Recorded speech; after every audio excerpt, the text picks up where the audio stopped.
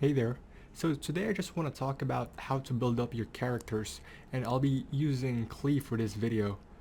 Um, I just want to show you the breakdown of the process and how to apply it in a real world scenario in the game, because it's not always going to be about numbers, it's also about application. And I'll be comparing some things like weapons, artifacts, and basically playstyle and how she would fit into your party.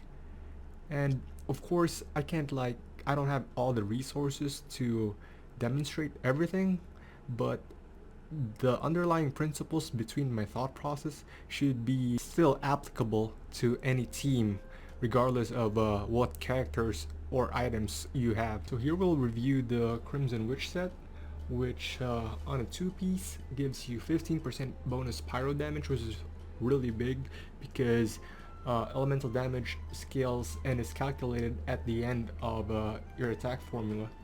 And over here for a 4-piece set, you increase overload and more importantly melt, but it's kind of tricky pulling off melt with Klee because she's a range catalyst user and her attack is like different from most characters. So since Klee only has 2 charges with her elemental skill, you can only use the 4-piece set bonus for a total of 15% on top of your 15%, so that's a total of 30%. Whereas somebody like Deluxe can maximize all those charges for a total of what 37.5%. Whereas the Lava Walker set has a 35% damage increase to any target afflicted by Pyro, which pretty much using Klee guarantees anyway because they'll always be set on fire, right? Yes and no. I'll show you a video and explain to you why. So here I'm gonna test run the Lava Walker set on the Ice Dungeon, and you will see why it's not always applicable to every scenario in the game, which I assume if you have another main pyro DPS, you want Klee on another team separately on her own. And like some dungeons, man, like they always keep their own elements up. So, you know, here in the ice dungeon, you'll always have the cryo element up on these slimes. So, you know what that means? Yep, you can't put them on fire, but you can use melt on them for every attack. And that's because every reaction you consume both the cryo buff and the pyro buff, or I'd say elements. And you don't really leave them in a state of being on fire, if that's the right way to phrase it. So it highly cripples your damage output if you're using, you know, the Lava Walker set. In comparison to here where I'm using the Crimson Witch set, oh, just a disclaimer by the way, my Crimson Witch set is already well developed and a lot of them are 5-star maxed out compared to my Lava Walker set. So, but regardless, the same principle applies, right? As you can see, I'm multiplying the damage through melt using her skill. Of course, I would have netted more damage from the Lava Walker, but as you can see, nobody's on fire. They're always on a cryo state, so boom, I reap the rewards from that.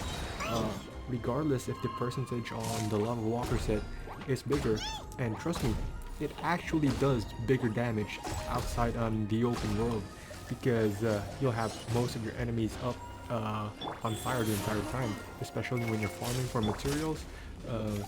Just like any enemy that can, you know, be lit on fire. So you should strongly make a decision on where you're gonna use Klee, and you know, if you're going through the abyss, you gotta review all the mobs, see which can be put in a pyro state, or if you just want to be safe multi-purpose, you know, you can use the Crimson Witch set.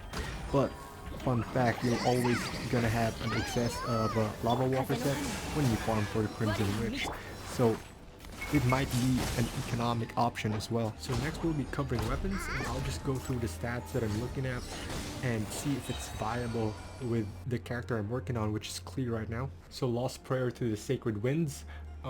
I have it at Refinement 2, so at Refinement 1 you have 8% stack for 4 times stack, and that's like 32% elemental damage, and like I said, elemental damage is calculated later on in the formula, so it hits harder.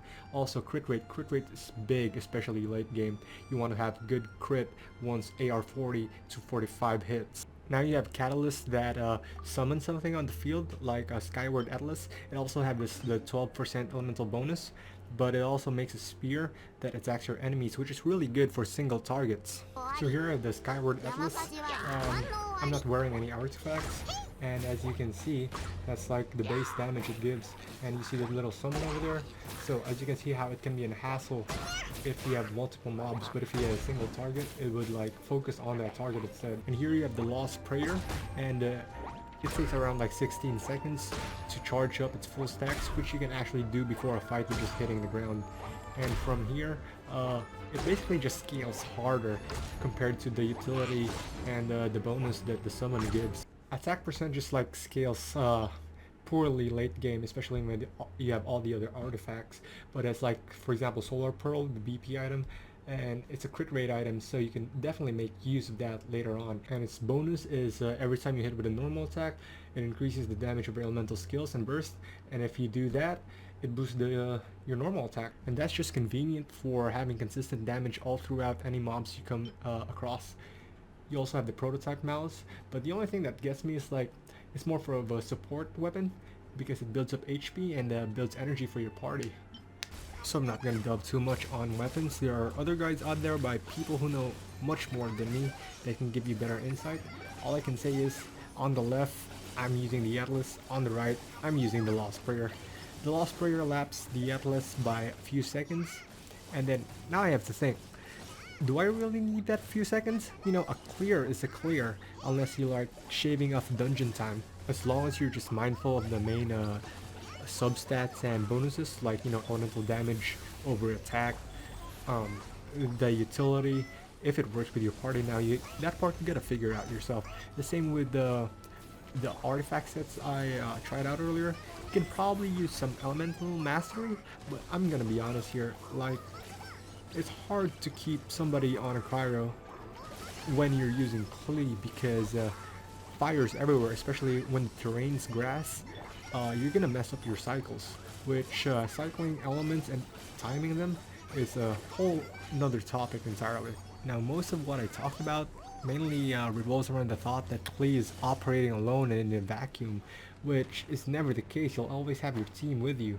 So as you can see, I have the witch set over here with official, and the overload damage will stack from the artifact set, and as well as Klee's little bombs. They pop everything, put them on fire, and all just like overloads. So this is what I'm talking about, real world application. And her bombs have a knockdown effect, so you can use other characters like Lisa. It'll take a while to charge up your skills using that setup. You get the overload too, and boom. So I'm sorry I gave you a lot of like non-answers, but I'm just here to like provide you with the right questions to ask. Is this gonna add to my team? Do I really need a main DPS? Is this artifact stat better than the other one? Am I upgrading my right priorities? And how does this character fit into my team in this, for instance, Klee? And yeah, thank you so much for watching, and I hope you come back with my couple next videos.